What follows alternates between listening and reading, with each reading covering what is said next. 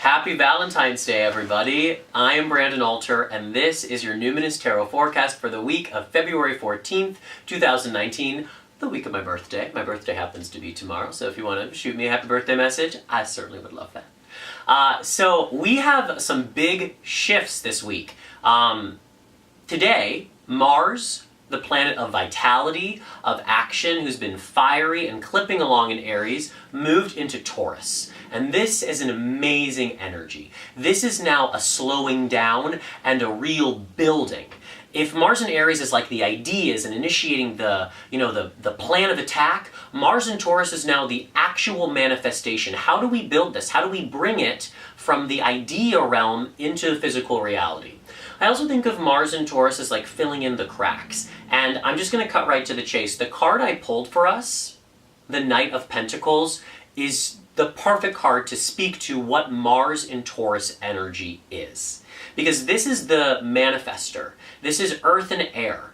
And you also see that he's riding a unicorn. And there's something magical in terms of how we bring these ideas, these dreams, these projects from the void, from the darkness, from the cosmos into physical reality where we can see it, touch it, taste it, and smell it.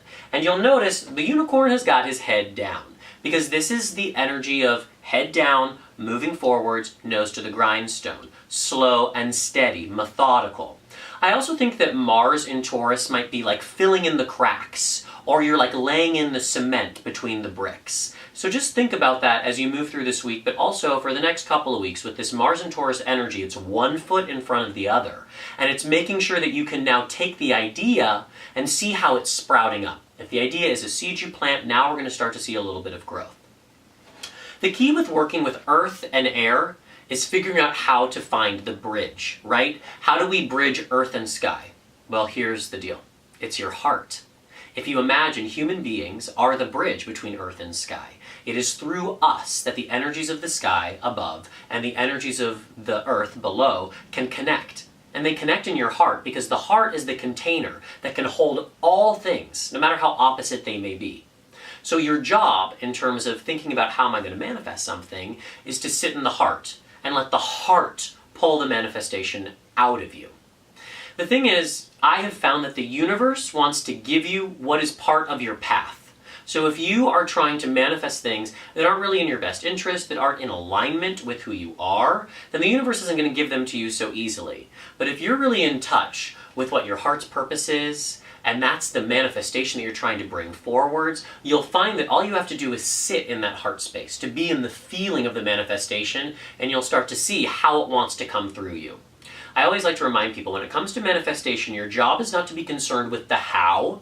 Your job is to be concerned with the what. If your intention is clear, then give the how up to the goddess. Let her show you how it's going to happen. You don't have to be such a control freak.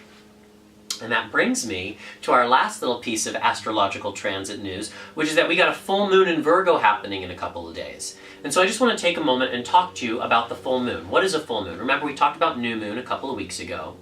So the full moon is a releasing energy. We've gotten to the fullest peak, and now it's time to start letting things go. And I always think that the sign the full moon happens in is a clue to what needs to be released. So full moon in Virgo. Virgos are the healers. They're also the organizers. They have a reputation for being a bit of perfectionists, and they're detail-oriented.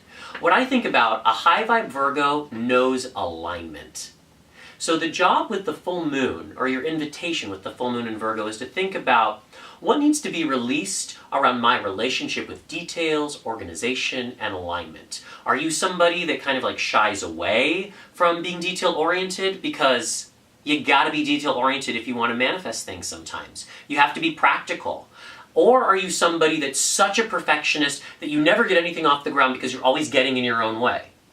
You have to decide. Are you releasing your addiction to perfection, or are you releasing your resistance to perfection?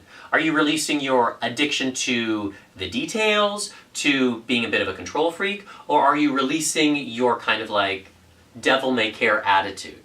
It's really up to you. You choose how to partner with these energies, and you choose how to feel it. But I would say, in working with these energies, Make manifestation your central theme.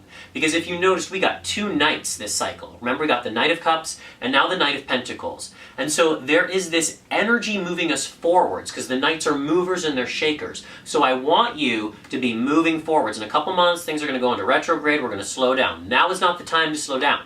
Keep pushing the dream along. Keep moving the energy forwards. Don't get stuck. All right, head down, nose to the grindstone, manifest from your heart. I love you all, and I can't wait to see you next cycle. Moon is, not moon, but the sun is moving into Pisces next week. We'll talk about that as we go, but just know the energy is shifting. We're saying goodbye to Aquarius season. I love you, Aquarius season, and we're getting ready for all the magic and the mystery and the deep feels of Pisces. All right, see you next time.